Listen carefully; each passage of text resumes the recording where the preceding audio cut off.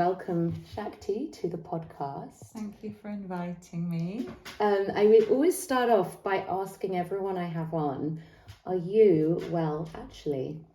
Well, I would say that I'm well 90% of the time, but not always. But right now I'm feeling pretty good.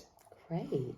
And what do you, how do you sort of define being well, if you could, in a sort of sentence or two? Yeah, absolutely. I mean, to me, being well means feeling free, feeling like you're in your flow, feeling like you're picking up on the signs around you. It's a freedom within yourself. Like when I'm not feeling free, I feel tight. And being well is about feeling free. I love that. And do you notice that freedom when you're, say, working on making jewellery pieces? And do you have to, is there been times when you've had to sort of pause it when you've maybe felt more contracted? Well, I always try and go into the studio and create a very clear space. So I start off, I've got a drum, I'll do some drumming. I always say the same prayer every day for the work that I'm going to do when I get to my bench. And I spend a lot of time just listening to different mantras and singing. So it's really important to me that the space that I'm working in is a very clear and high vibration space. So yes, it is important. Beautiful. Well, that comes across so clearly in your beautiful work. Oh, so thank you. And how long have you been making jewellery? Well, I started training, as I said before, I'd done a lot of travelling in my 20s, and then I started training when I was 30, and I've been making it ever since then. Wonderful. And I'm 55 now. Oh my goodness, I'm 55. Yeah, so what's that, 25 years? Amazing. And who did you train with? Where did you train? How does it work? I don't know much about the jewellery training. Yeah, well, I started off I was in India, and I was doing quite a few creative things, like I was making belts, leather belts, hand stitching, making beaded work, and I was really looking for something creative that was, that I was going to really enjoy. And then one day I got really sick in the guest house I was in India, and an Israeli man was living up on the top floor. And he took me under his wing, into his room, and looked after me. And he was sitting at a tiny little bench in the corner making jewellery. Oh, wow. So I had this fever, I was delirious, I was watching him make soaring, piercing, and because in India they sit on the floor, so it's a really kind of basic way of doing things. But I just became absolutely fascinated by it, and it was literally like a kind of eureka moment where I'm like, this is what I want to be doing with my life. Amazing. So after that, I travelled to San Francisco to, I met a boy in India and followed him to San Francisco, and I knew that I wanted to make jewellery, so I enrolled in one jewellery class at a school called the Revere Academy of Jewellery Arts. It was very expensive. It was like $500 for a 3-day class. So I did one class, but then I couldn't really afford to go back. And so I decided to write to the owner of the school, and it just so happened he only employed 2 people at the school, because the teachers would come in, they actually were jobbing teachers, and they'd come in to teach once a term. So he only employed 2 people, and the registrar had just handed her notice in after 6 years, the day before that I applied for a job. And so I was really lucky. I got the job as the registrar, and then I got all my education of a graduate jeweler was for free. So it was like about, $20,000 to $25,000 worth of free education. That timing as well. It was it was just like, meant to be. I love that. Yeah. Do you find that a lot of things you've done have been, because I know you're very in tune with yourself, but also with cycles and timing and things. Do you find that a lot of things like that have happened in your career and in your life? Definitely, yeah. I mean, I've had both. There's times when I'm not really in my flow, and I'm trying to make something happen that maybe isn't for my higher good, and then I'm kind of bashing. But this the whole thing, the way that it happened and the way that it unfolded was really, really magical. And then after that, I actually got a, because the building that the school was in, it was 9 floors of just jewellery in San Francisco. Wow. It was the Phelan building, and it was a rabbit warren of all little studios. And so there was a man, Harash Nargizian, who was a 5th generation master Armenian goldsmith. Yeah. And then I started training with him. Amazing. Which was such a gift. I mean, this man, there's nothing that he doesn't know. And it was such an honour and a privilege. And we're still friends to this day. You know, we get on really, really well. He's like my bestie. And and he just taught me so much. And he was so helpful. It was amazing. And because you have, I mean, do you make everything by hand? Most of it. Yeah. About 85% is made by hand. And then there are some pieces, like, for example, my compass pendant, which it just wouldn't really translate so well in the way that I've made it. So this is made by CAD, computer aided design. But that's a small amount of my work. Amazing. And because something I love that you do on the rings in particular, that little hammered effect. Yes. Is that something, so do you, I mean, I'm just imagining like a tiny hammer. Is that what happens? Yeah, basically. It's not tiny, but it's the hammer that's got a round end. So it just creates these tiny little pits and dents into the gold. And how long does it, I mean, obviously it varies from piece to piece, but how long does it take? Well, say for example, your engagement ring. So that, I could make it probably in about 6 hours from start to finish. Wow. But it takes a lot longer because I have to, you know, order the gold, and then it has to go to the hall marker. And if it has any tiny stones, they have to go to the stone setter to be set. So the whole process can take about 2 months from the time that someone orders something to receiving there. Amazing. And you work in a very ethical way, and you were the first artisanal jeweler in this country to be certified as a B Corporation, B Corp, which is amazing. Yeah, by the way. and I'm the highest earning of all the jewelers in England with my B Corp. Brilliant. Yeah, I was actually awarded Best for the World, which means I'm in the top 5% of B Corp within the giving community giving. And did you always, from the beginning of making jewellery, were you always pretty determined to have that be the way you work, to be very traceable, to be very ethical? In the beginning, when I started off, you didn't even hear anything about ethics. Nobody even paid attention or realised. It just wasn't something you thought about. So it wasn't until quite a few years later that I remember a fellow jeweller of mine in Ibiza told me, the mining practices are pretty awful. And it made me feel really sad. And I just felt like I had to do something and make some kind of change. And I started off working with recycled gold, but actually I got a very clear message that that wasn't good enough. It had to be fair trade.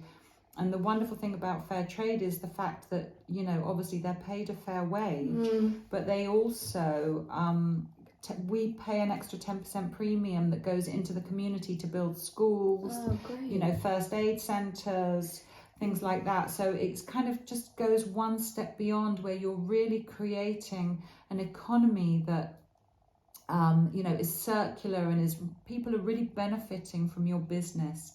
And that is really important to me. And that's genuine as well, because because sustainability's become something of a buzzword, there's a lot of brands, probably more like clothing brands, let's say, maybe fast fashion. It's terrible in the jewelry industry. Is it? Yeah. Greenwashing, yeah. And they use they'll have, what will they find, like one claim to some sustainability that they'll then make their whole brand look like it's sustainable. Is that I would say most jewelers that are claiming to be ethical are in some way greenwashing. Is that to cut costs on their part?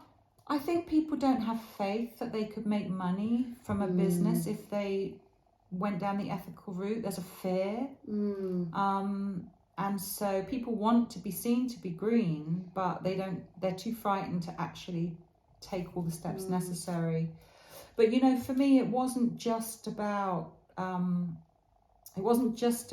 doing the right thing and helping other people. There was another aspect to it as well, which was it's really important to me that my jewellery carries a high vibration of love, and I wanted to know that from its very rawest materials that hadn't been contaminated through dark energies and dark forces. Like how, you know, I'm singing these mantras to these pieces and putting actually ancient codes into them which help people on their path in life, and that couldn't have worked to the same level if the gold was something that was causing death and destruction. Totally. And I mean, the diamond industry, if it's not ethical, is just, I mean, it's horrible. There's so much bloodshed there, isn't there? I mean, there's literally films about it. Blood diamonds, for example. Absolutely. Yeah, because I mean, I think what I'll ask you is what sort of advice do you have? How can people tap into that trust that it is, you know, because as you said, people are worried that they're not going to do well or be successful if they take the time to really go on that proper sustainable route. What advice do you have for people who are kind of doubting themselves maybe a bit in that process? I think it's just really important that people trust themselves, and if they want to make a difference, that they will be supported in those steps. But yes, it is going to cost more money. It costs more money to have fair trade gold, but also, you know, at the end of the day, we're all going to die, and you know, you can't take your profits with you. Isn't it best that we all try and support each other as a, you know, global village? Absolutely. Yeah. Gosh, that's so lovely. And it's because I think people just well, not everybody, but people kind of worship money almost now to a point where they don't realize that, as you just said, they're not taking it with them when they die.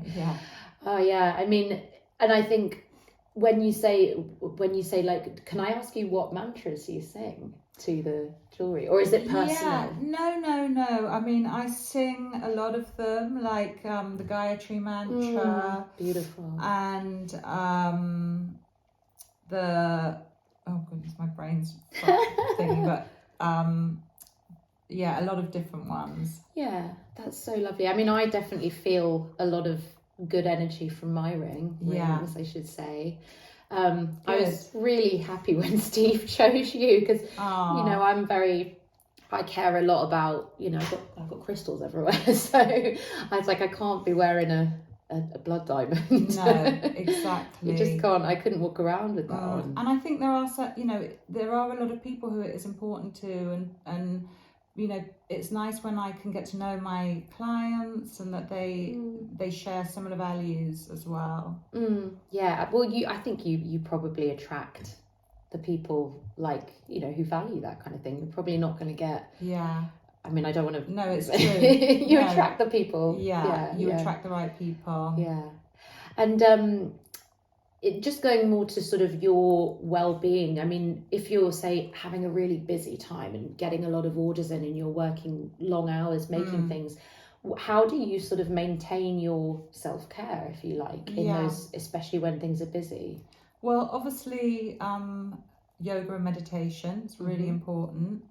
And also I like to support my system with ashwagandha and different superfoods. So just things that are going to support my gut and support my brain. I think it's really helpful, especially the ashwagandha. It really helps me personally with overwhelm and stress. Do you kind of put it in drinks, or do you drink the tea, or how does it work? No, I actually have capsules. Oh, okay. Yeah, but sometimes I have a powder. One of my friends, Rena, makes a kind of really nice mix with some ashwagandha and some other ginger and stuff, which is lovely also. Lovely. So I kind of tend to switch it up a bit. And what is, just for anyone listening who might not know, what is ashwagandha? Is it like a root or a... do you know what? I don't actually know what it is, but I know obviously that it's a... not a superfood, what's the word? It's an adaptogen. An adaptogen, yeah. So like a bit like mushroom drinks and things. Exactly, which I like also. Yeah. What did I have? Oh, the chaga one. That's great. Yeah. Chaga and the reishi also is really good. Yeah. And then also I, if I'm feeling tired, then I'll take some iron supplements, some liquid iron. So there are a lot of different things that you can do. Absolutely. Do you meditate as well? Yeah.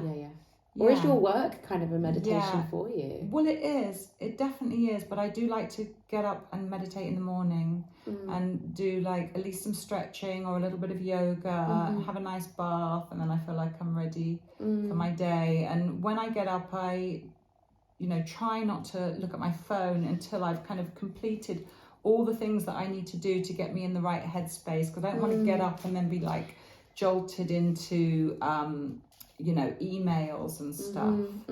I try and do that too. I'm not always good at it, but I do try and do my sort of my routine before I launch into cyberspace.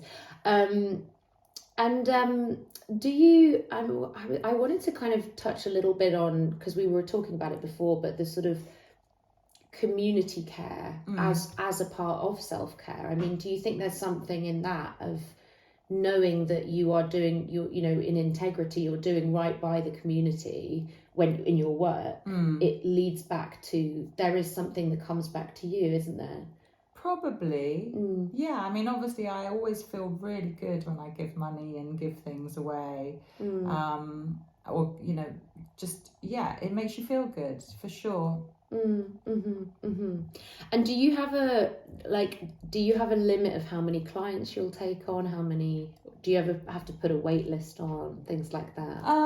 No, I don't find that. I tend to, if orders come in, I'll always accept them, just because it's a business. Yeah, cool. Oh, good. Okay, good. But no, there probably would. There probably sometimes I do take on more than I probably can handle. And do you just kind of manage? You tell people this is going to take this much time, and things like that. Yeah, exactly. Yeah. And what's your most popular piece or pieces? Well, at the moment, my most popular piece is my rainbow Charlie ring. Oh yeah. Yeah. Oh, I love that one. Yeah, it's really popular. I actually sold quite a few of them last month, which is the first time that there's kind of been a whole group thing going on, but I can see that that's a really popular ring. And then there's one piece that you told me about, is it called the Fae? Yes. And what's the story behind that? Because you have a great story, and I wondered if you would share that. Yeah, of course. I mean, that's my most popular amulet, animal amulet.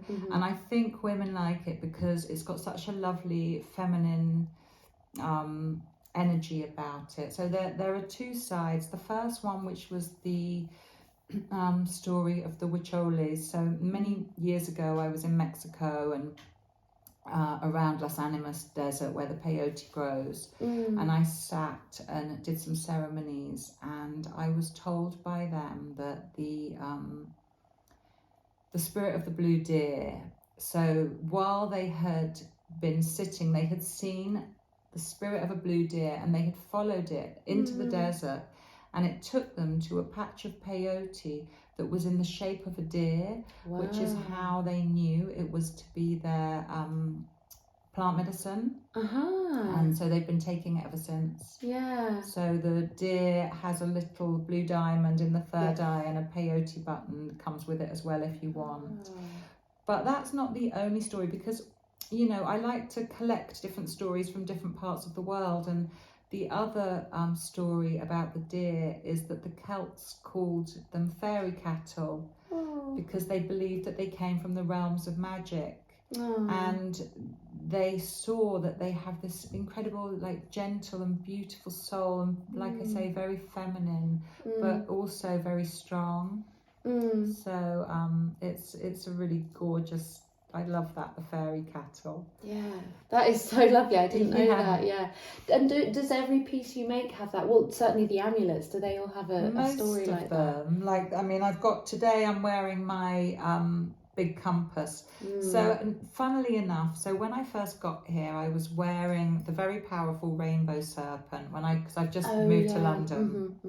So, but I really found that the whole move and just everything, it kind of knocked the stuffing out of me a little bit. Of course. And I realised that actually the snake pendant was far too strong for me to be wearing in those times, and I needed something that was a bit more gentle and protective in a way. Yeah.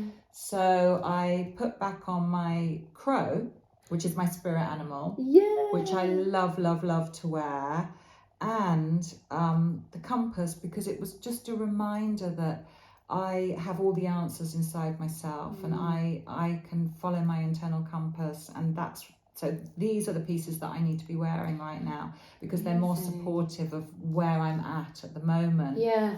And then if I'm really in my full power, then the rainbow serpent is perfect, because I think it kind of illuminates that, it highlights it, it kind of expands it. So you can see why maybe you don't want that kind of power when you're feeling a little bit more vulnerable. Yeah. You need to kind of go into yourself a bit more maybe, and kind of, no, that's interesting, because you know it's not a million miles off kind of what people would say about, say, crystals that they might wear, but this is because you've put in it sort of like almost an invocation into these pieces when you make them. Definitely, through like the singing of the mantras and and also, like, say for example, if I made a piece that was specifically for you, then that kind of deepens the healing even more, because then I'm able to put the specific ancient codes for you. So I love that. When it comes to the amulets, I really prefer to make the thing from scratch from someone, because I think that they get more benefit from that. 100%. And then so I guess then have a lot of the things you've made just started from you designing it for a specific person, and then it becoming... No, it was more like me kind of taking the collective of all my travels and the spiritual understandings and the meditations that I've done, but not only that, the plant medicines. You know, I've been taking plant medicines for 25 years now from all different indigenous tribes people, and that has been the major guiding light in my life and the major force for me recognizing that I'm actually a healer, and the gold is the medium that I've chosen through which to heal people. Yes. And to see the power in the pieces and to receive the ancient codes, all of that has come from my experience with plant medicines. Amazing. And when did that you said 25 years? Yeah. Did it? Amazing. Because the funny thing about plant medicine is, I mean, I've not really tapped into that yet. It's definitely something I'm very interested in. But I guess something you see nowadays is that people maybe abuse it a little bit, or kind of, you know, it gets you know, because correct me if I'm wrong, but when you're taking something like, I don't know if it's the same with peyote, but like ayahuasca, you have to keep like a diet for a month before, right? So you that you're should really... keep a diet. Doesn't have to be for a month before. But no, you're completely right. I mean, I feel like ayahuasca as a plant medicine, the actual plant has almost been hijacked. You know, I have been lucky enough to sit with you know, the traditional shamans from the tribes in the Amazon, but I think it's very corrupted, and I haven't actually taken that particular plant medicine for 4 or 5 years for that reason. That I think you have to be very, very selective about what plant medicines you're taking, where you're taking them, who you're taking them with. All that is of vital importance. And you've taken them with as you said, the tribes people who know who understand their power and their correct usage. Exactly. There's a lot of people who should not be giving out the medicine. No, because the thing is, they don't know how to guide the energies. When you take something strong like ayahuasca, you're going to get a lot of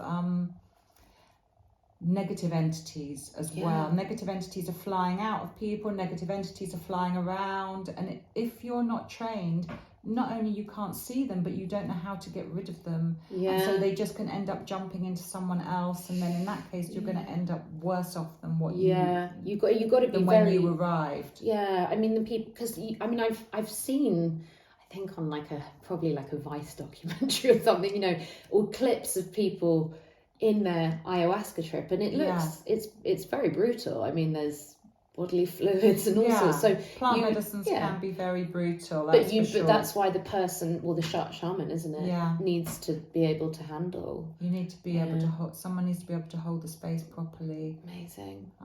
Does it help with creativity? Does it unlock creativity? Yeah, it does. I mean, so many times when I've been taking plant medicines, all I see is jewellery.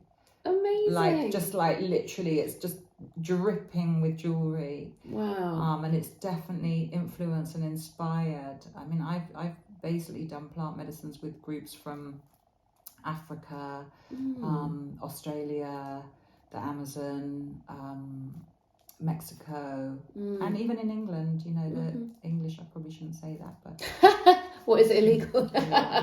Oh well.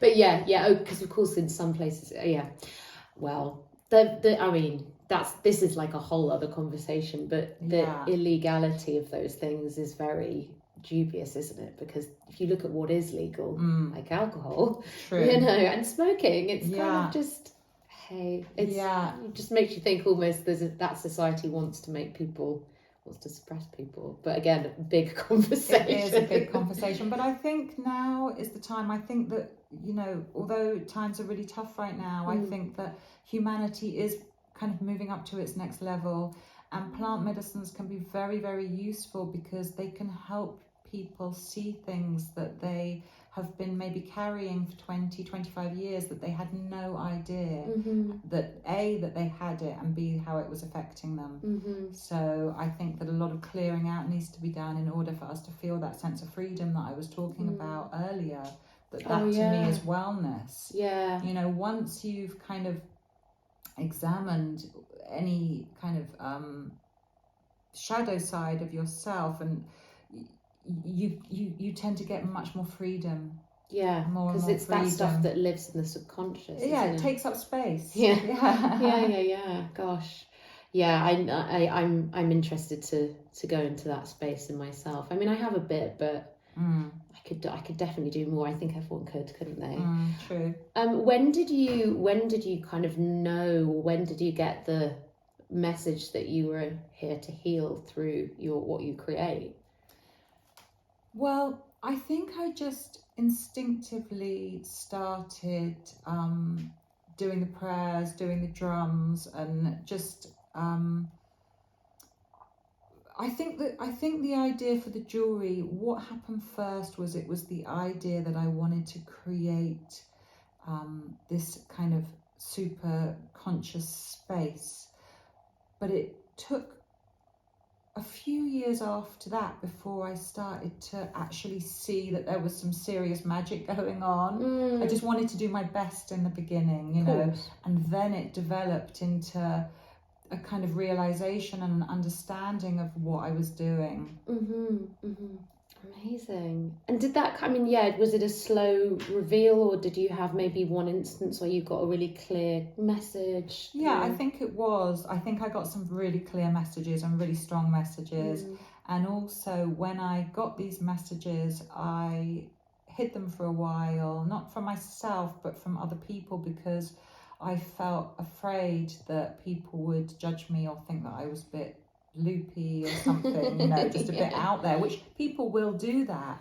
But I think what I've realised is that I can't hide who I am in order to, you know, to please other people, because there will be people who like what I do. Of course, yeah, it's challenging, isn't it? Because you worry, because there will be those naysayers and people who will look at you funny when you say, you know, things that no one would understand. But most of the time, you know, never mind those people. You'll have the people that do get it. Exactly.